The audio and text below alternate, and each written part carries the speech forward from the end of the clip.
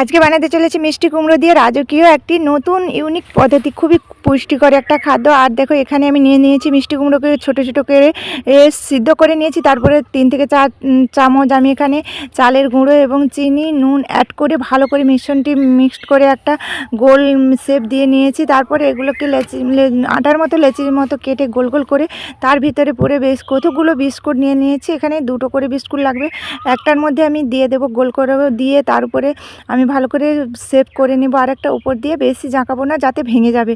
তাই দেখো আমি এখানে বেশি বড় আর বেশি ছোট লেচি কাটলাম না, মোট মিডিয়াম একটা লেচি কেটে তার ভিতরে দেখো দিয়ে ভালো করে 4-5টা শেপ দিয়ে নেব। তারপর দেখো আমার লাগছে এখানে পোস্ত, তোমরা তিলও অ্যাড করতে পারো, যে যেটা অ্যাড করতে পারো দেখো এর মধ্যে। তারপর দেখো আমি এখানে পোস্তর মধ্যে ভালো করে 4-5টা গোল গোল করে এটাকে সেট করে নেব, দিলেই রেডি হয়ে যাবে আমার ইউনিক একটা পদ্ধতি। দেখো এরপর আমি একটা কড়াইতে তেল বসিয়ে দিলাম, দিয়ে তার মধ্যে ভলিউমটা একবার খুব লো পাকে রেখে দিয়েছি, কেননা বেশি যখন আগুনটার তাপ উঠবে তখন হয় পুড়ে যাবে, না হলে চলে আর ভেতরটা কাঁচা থেকে যাবে।